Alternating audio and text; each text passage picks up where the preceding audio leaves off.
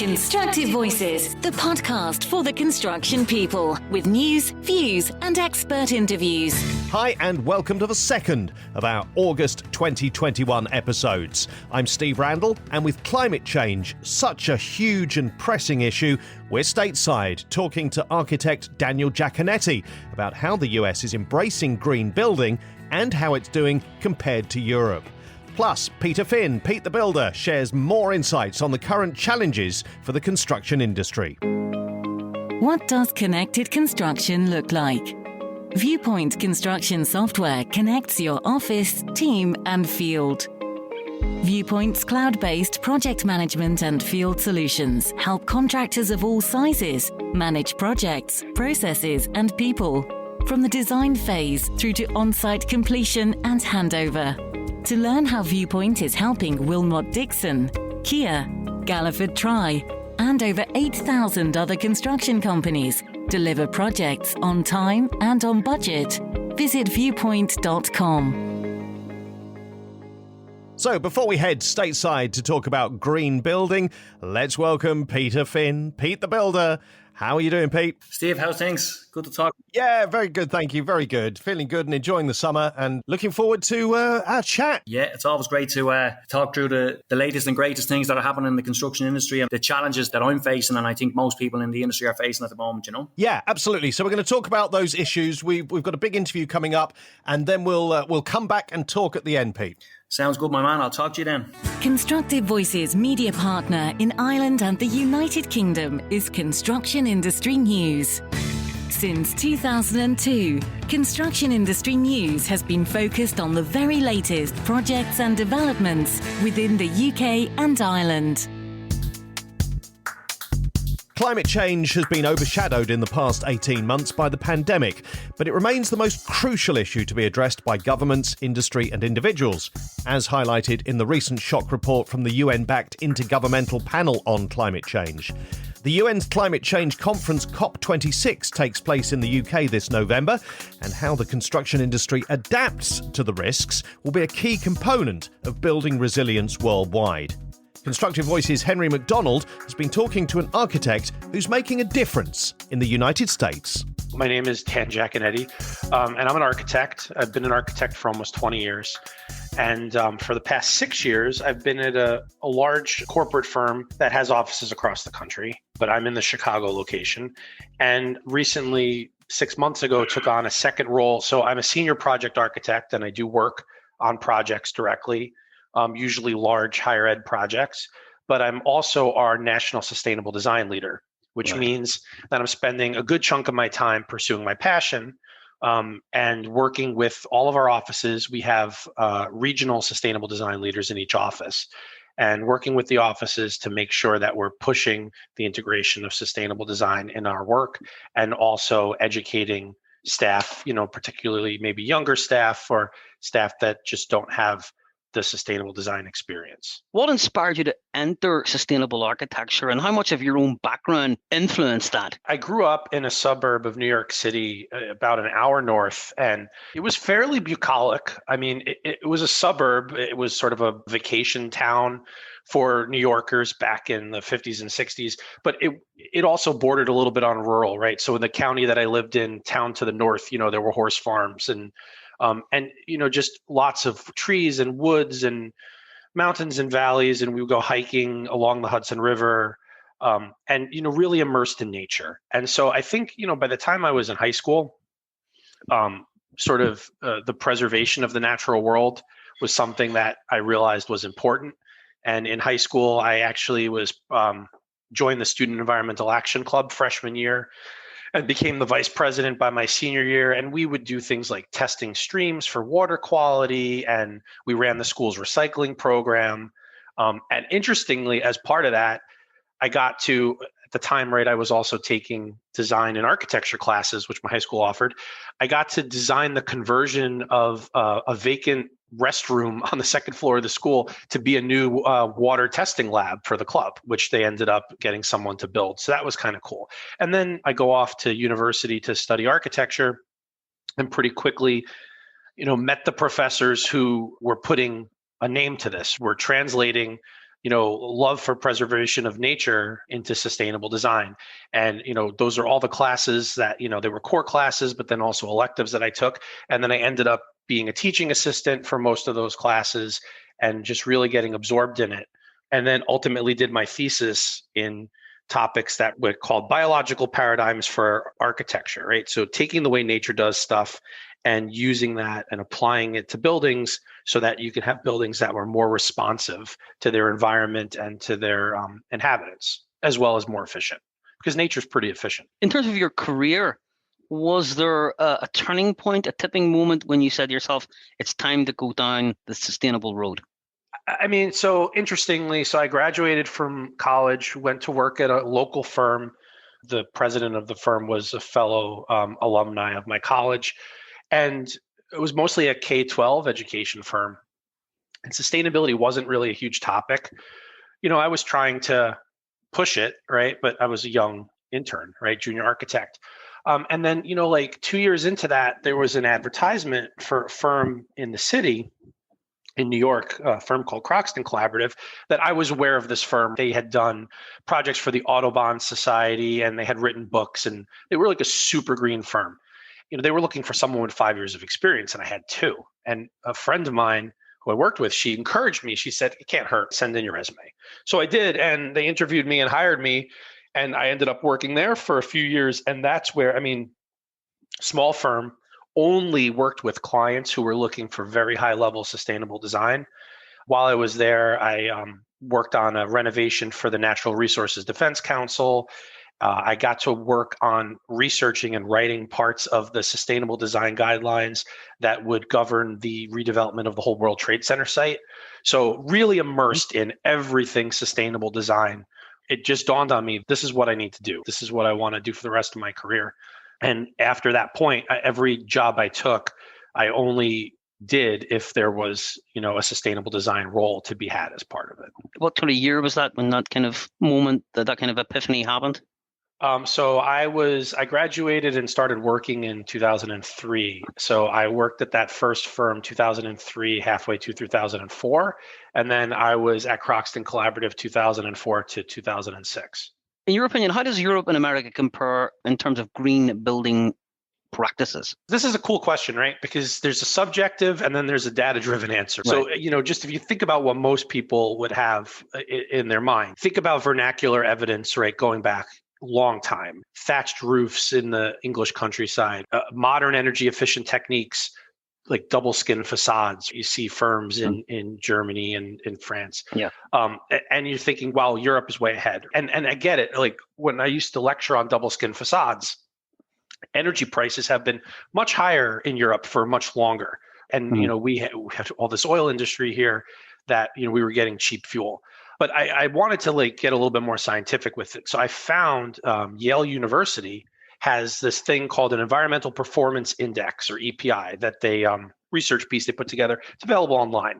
And they look at things like ecosystem vitality, climate change leadership, right? That's a big one, and air quality. So if you look at this list, the United States is ranked 24th on this list. We get a score of 69.3. The leader in the list is actually Denmark. They're number 1, and they've got a score of 82.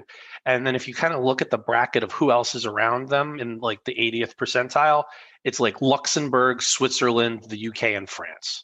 Right. So that's, according to looking at these different parameters, those are who are sort of at the top there. And you can see we're a little bit down, and it'd be great if we in the US could get up to the top, or, at least higher than the 69th percentile, right? And what about your neighbors, Canada? How do they fare compared to the US?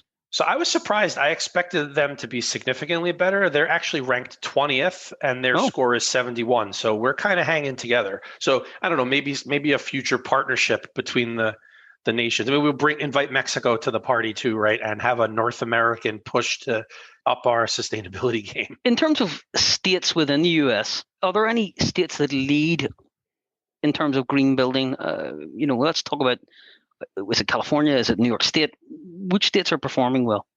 So I'm glad you asked the question that way, right? Because again, if you think about this subjectively, or in people's opinion, I would, if you asked me to guess, if I were on Jeopardy and you asked me to guess, I would probably say California. Their energy code is the most stringent.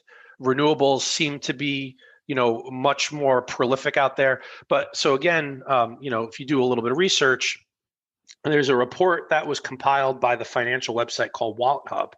But what they did was they used a bunch of metrics to compare the 50 states. And they got these metrics from a few sources, reliable sources like the Census Bureau, the Natural Resources Defense Council, my former client, and the EPA. And they're looking at, 3 specific categories: environmental quality, eco-friendly behaviors, and again, climate change contributions, right, which has become really important. And when you look at that and you compile this, the leading state for being the most sustainable is actually Vermont, followed by Oregon, Massachusetts, and New York down at number 4. California's up there, but they're number 9 on the list. So they're not at the very top of the list. And also, just surprising, number 5 is South Dakota. And I don't know, you hear news about fracking and stuff and yes. XL pipeline, and people probably don't, think of South Dakota as being one of the more environmentally friendly states. You talked about where the US ranks in terms of the league table of green sustainable construction, that the index that Yale created. Are Americans, when they're buying property or people are building construction sites for industry or business, as well as domestic homes, are they getting more interested in the sustainable, or is that not in the top 3 or 4 considerations? Some are and some aren't. Not being a political science major, I don't understand why this is so political, but it is, right? It seems to be that depending on your politics, depends on how much you care about sustainable design. And so, people like myself, if I were looking to buy a new home, right, I would be looking for something that was maybe net zero or passive house or solar panels on the roof for sure. And there are other people that just seem to have this rebellion against it. And I think it might be because there's a misconception that being pro-environment, pro-sustainability is anti-business. If we're going to protect the environment, then we're going to cripple capitalism. It doesn't really prove to be true. I mean, that Yale index, what they found when they analyzed the data of all the different countries was that countries that dedicate capital to an eco-friendly culture, so culturally having all of the citizens of the country really feeling that it's important, they're not only at the top of the list, but they also seem to have more robust economies. So, a conclusion that can be made there is that sustainable ethos, right, applied to policy and business usually does well for both the economy and the people. So it's, it's not an anti-business strategy to be green. But I don't know that particularly in the United States, I think there's a portion of the population that just doesn't know that or doesn't believe it. Do you think in the US as well that construction firms, big and small, are they getting it? Are they getting the message, do you think? For sure. Or is it still bottom line dollar? Construction firms are definitely getting it. So our firm is part of the American Institute of Architects Large Firm Roundtable, which is sort of like firms 50 and above, right? So the big firms. And I mean, some of these firms are huge, right? And have offices around the world. And I'm on a bunch of sustainability committees with my peers in the other firms. And it's all our industry is talking about. And in fact, the AIA did something a couple of years ago called the Big Pivot, where they basically said, all of their resources as our professional association were going to start to be devoted toward mitigating climate change. So the architecture industry gets it, obviously, engineering as well. And then even, construction, our construction partners have really come to the table now too.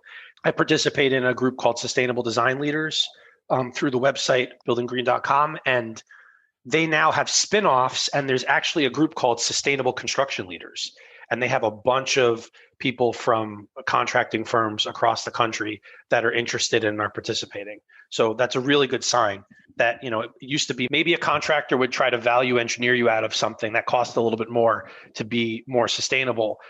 Now they might be the ones at the table bringing it up and saying, hey, we could do this more efficiently. What if we try this? So it's really an interesting evolution that I think is only going to help us and get better with time.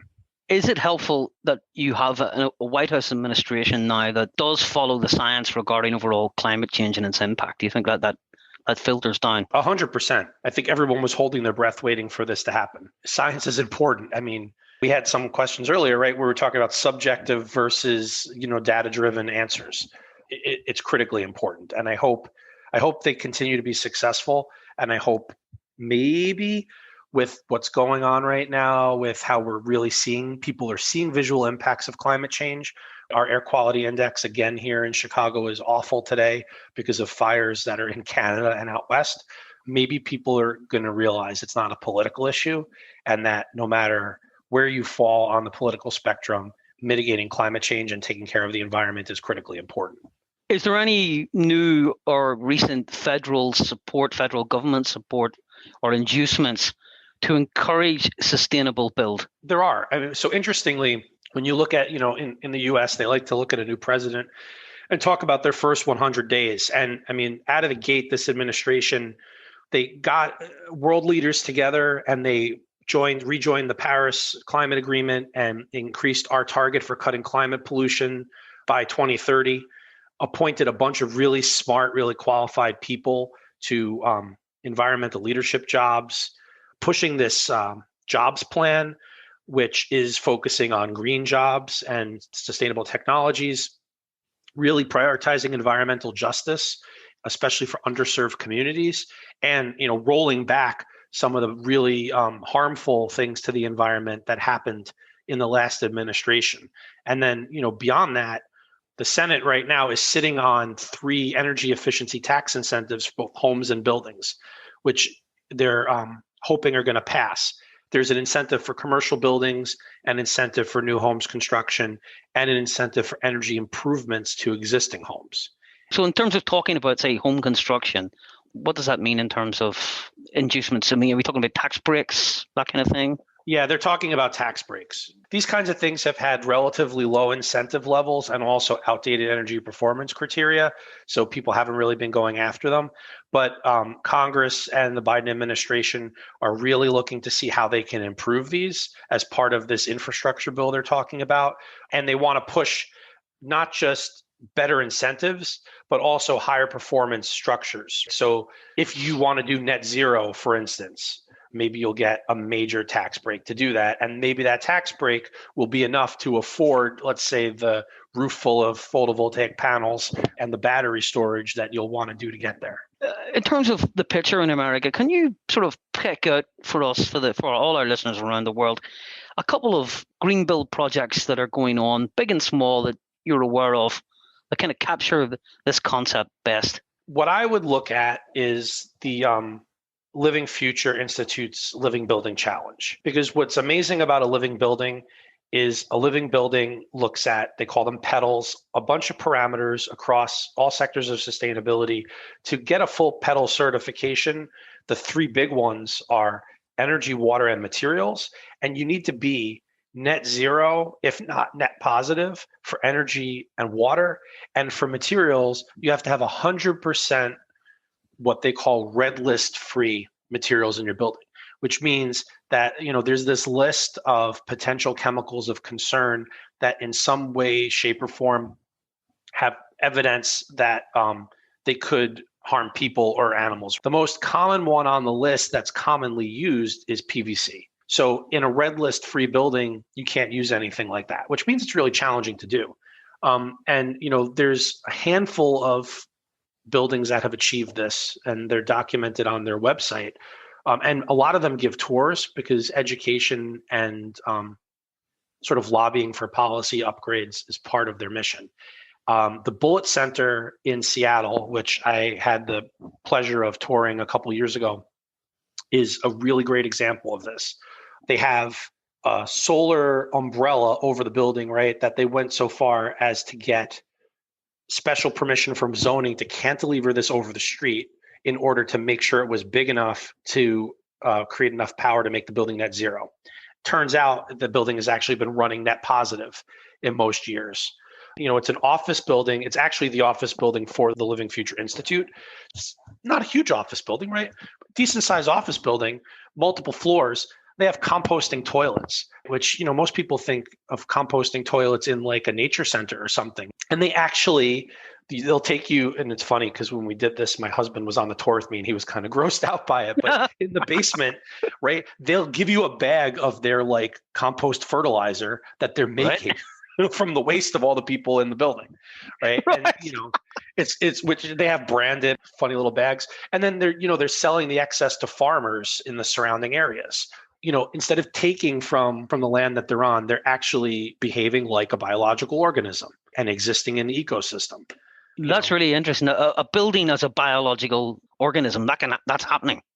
Yeah, it is. I mean, not a ton, but I mean, I think maybe, I don't know if you've tried to see how many living full certified, because they also do partial certifications. If you can't, for example, eliminate all your red list materials, you can do some partial certifications. But a full certified living building, maybe there's 50, 60 of them currently. The program has been around for some time.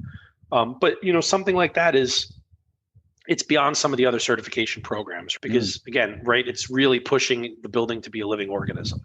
And that's obviously the future. I mean, so the human waste isn't going into the water supply or anything like that. It's going on the farms to grow food. I mean, that's right.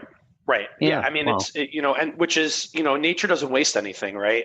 Trees, when they decompose, the fungi and other mushrooms and things in the forest then take them and turn them into fertilizer for the soil. It's a closed system. You're not sending waste elsewhere. And so, that's not how we operate since the Industrial Revolution. And then you hear really scary things like, what if we send our waste into space? It's like, no, right? Like, no, like, let's just stop making waste, right? Let's figure out how to turn our waste into new building materials. Let's figure out how to have, net zero waste, right? And that's where we need to go. How could waste be turned into building material? Just explain that sort of conundrum. It depends on what kind of waste you're talking about, right? And I mean, I'm sure like human waste, somebody's going to figure out how to do that.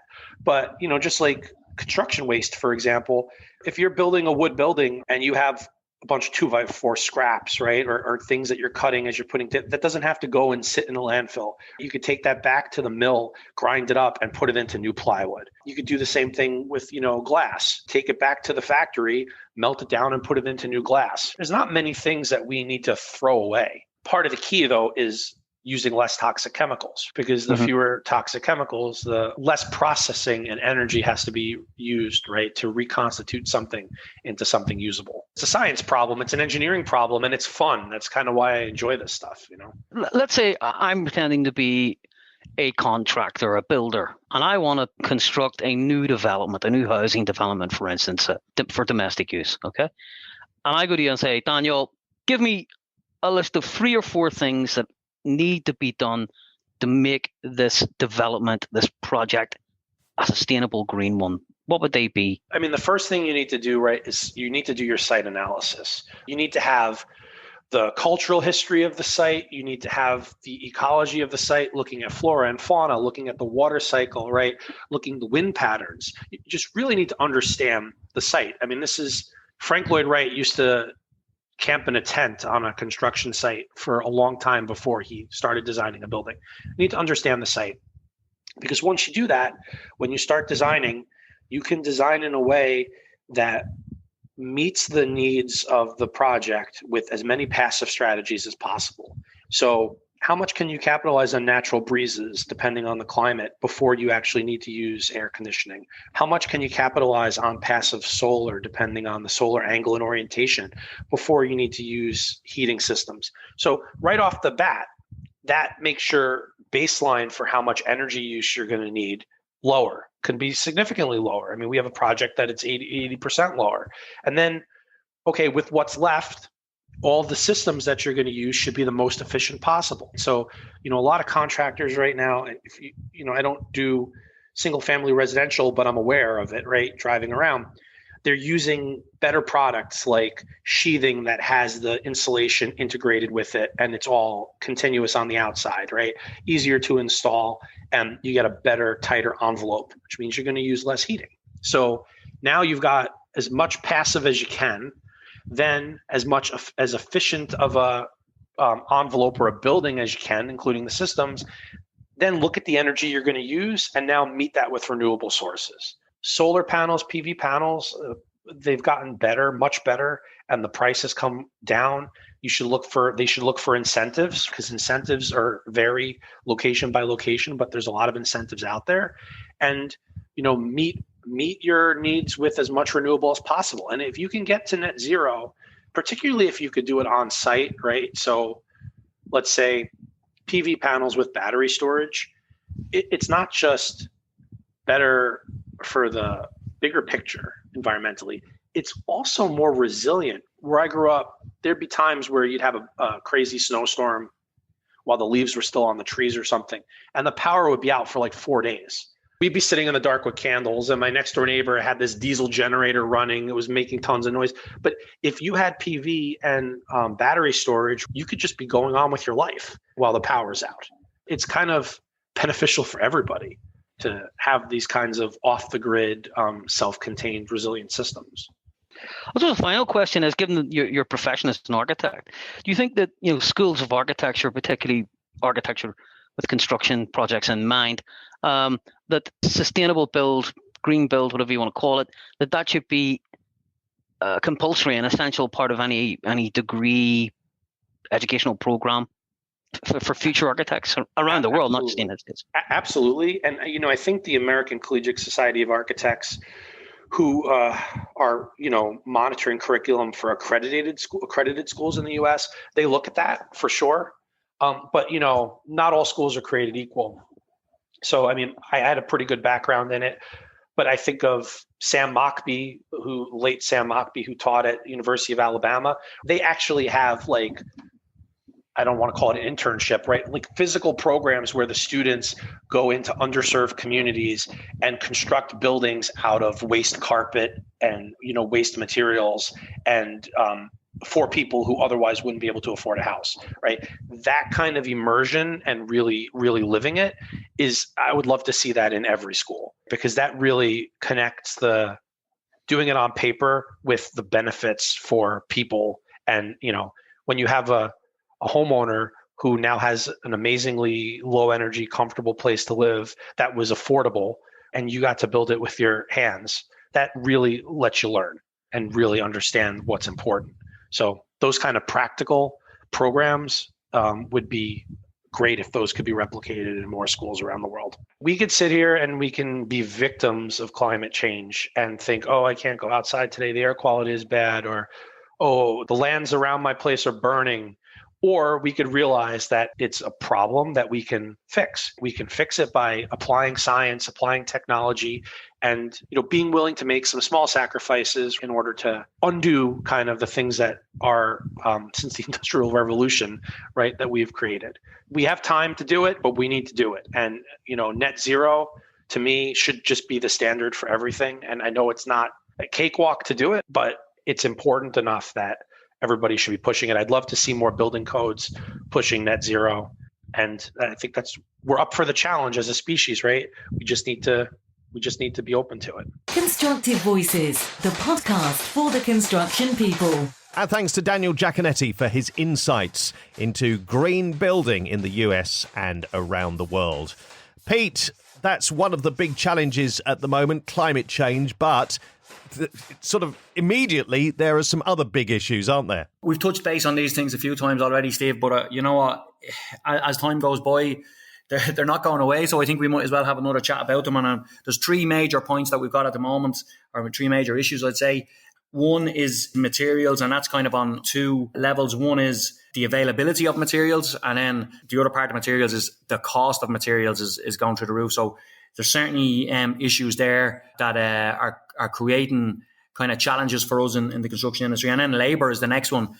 It's very simple. We're in a situation where globally there is massive amount of demand for construction, and that's on a big level in terms of industry level and on development level, and then down even just to your domestic level. So there's a huge demand. People, I suppose, are just constantly looking for work to be done to their houses, to upgrade their homes. And the technology has gone through the roof in the last few years. People are much more cognizant of that. So they want to upgrade their homes to make sure that their homes are insulated. They're looking for the new technology to be introduced into maybe an existing home. and they're looking for just general upgrades on renovations on the homes that they have.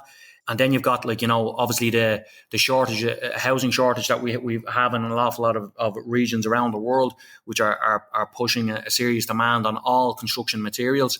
And then we've had the pandemic, which has put a very unusual situation in place where a lot of industry and manufacturing plants had to shut down for a period of time. Transport has been slow due to different issues that we've faced. Obviously, the pandemic has slowed down that type of stuff. It took a long time for people to get back on their feet. We had this Suez Canal issue. We've had Brexit. So there is basically the perfect storm of unusual construction issues, unusual industry issues, along with the fact that there's a massive demand for construction projects to be carried out. Didn't even mention infrastructure. Like, there's huge amount of infrastructure upgrades being done in all parts of the world. I suppose what we have is a very positive situation in that there's an awful lot of work that people want done, but there's a very unusual situation in that normally we're able to go, okay, that's great. Client A wants me to do X amount of work. I know my rates. I know I have the guys to do it. I can't wait to do it. This is fantastic news. I'm going to go and do it. But in our situation, we've got, okay, I've got client A, B, and C that all want me to do work at the same time. They all want to use these materials that I'm not even sure if I can get my hands on them. And when I do get my hands on them, I'm not actually sure what the price of those materials are. And because I've got client A, B, and C, I'm going to need 3 different crews to work on the 3 different projects. And I'm not sure if I can even get 2 crews, never mind 3 crews, or can I get 1 good crew? So it's a challenge. There's no doubt about it. You know, people always say it's a good problem to have lots of work, but it's still a problem. And again, when it comes to it, you have to have integrity. You have to make sure that you don't spread yourself too thin. You have to make sure that you get the projects done correctly. And at the end of it all, you have to make sure that you're making a profit, because there's no point in being a busy fool. There's no point in having all the work that you've ever wanted and then not make a profit out of it. So a lot of balls to be juggled, a lot of manoeuvring to be done for us poor construction people. But that's the challenges that we face at the moment, Steve, and they're constantly fluctuating and they're constantly moving. And I suppose we just have to be very, very organised and keep our eye on the ball to make sure that we keep all those balls juggling, because you don't want to let one fall, you know. No, absolutely. And you know, regular listeners will know that you are on the TV in Ireland. You are Ireland's favourite TV builder. I think I can say that. I don't know if you would say that. But I'm your favourite TV builder anyway. Yeah, you're my favourite TV builder. Exactly. But how's that affecting the TV show? Because you go in, you're trying to do these projects. Obviously, a TV show is suffering the same problems that every other builder is suffering with things. But with the short timescales you often work on these things, getting the materials must be challenging for that. Yeah, absolutely. Like I work with Roisin Murphy is the architect that works on the projects with me. So Roisin does the designs, and then I come in with my team and we do the makeover. So our show is done over 4 days, and it's done on a you would call a medium sized budget. It's not as big as maybe the likes of DIY SOS or one of those projects. Home Rescue is the name of our show, if anyone hasn't heard of it before.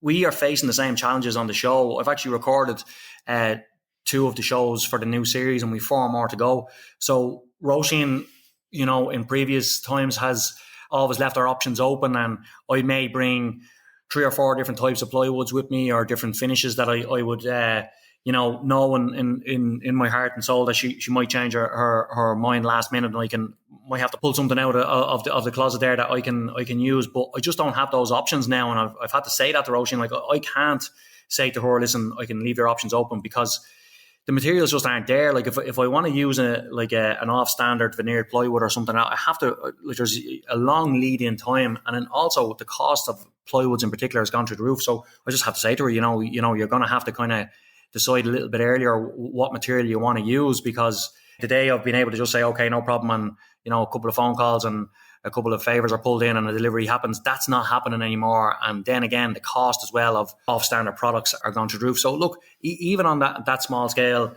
these challenges that I mentioned earlier are there. I have to try and maneuver to make sure that I have the right tradesmen available to do the jobs. So, combined with everything else, it's also the holiday season. So a lot of lads are even not around for that as well. So look, a lot of challenges. But again, I often say this, and I really do mean it.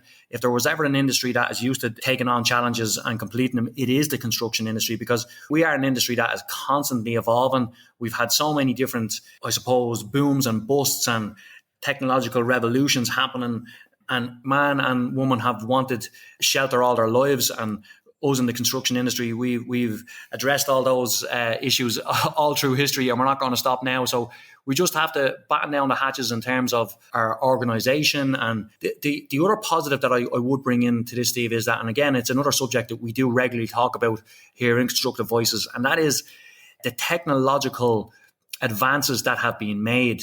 And there's so many apps and there's so many programs out there that can have your business running super smooth and very well prepared. You can check how much stock you've got in. You can forecast where there's going to issues, coming down the line. You can check and see where you are on the project at any stage in terms of your costs. Are you in a positive? Are you in a negative? You can do all of those things very efficiently now, whereas that would have been a very arduous task to do over the years, especially on the larger scale companies. They would have a huge amount of plant, a huge amount of labour, huge amount of maybe materials and storage, and that would have been very difficult to record. But these days we do have a lot of platforms that we can use, and a lot of programs, and technology can help us in construction. And if we ever needed it, we need it now. So I think a lot of construction companies are identifying that, and it's like any of the technological advances that are made. When the first colour television came out, there was only one house on the road that had the colour television, and then eventually everyone had it, and now we all have smart TVs and different things happening. So the price of the likes of these programs and the likes of these technological advancements that you can use in your company have become more affordable now.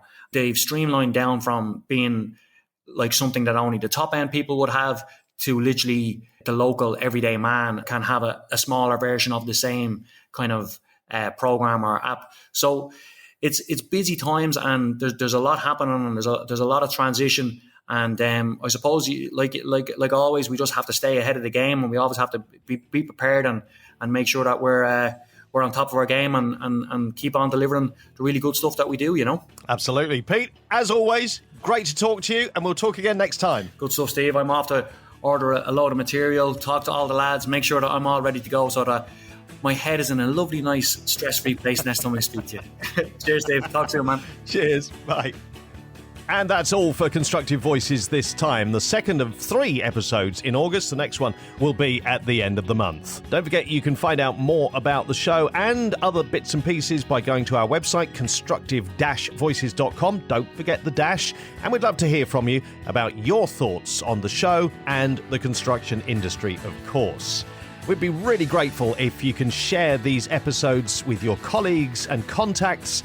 Like and share them on social media, and of course follow or subscribe on your favourite podcast app to make sure you get every episode automatically. Until next time, thanks for listening. You're really helping us build something.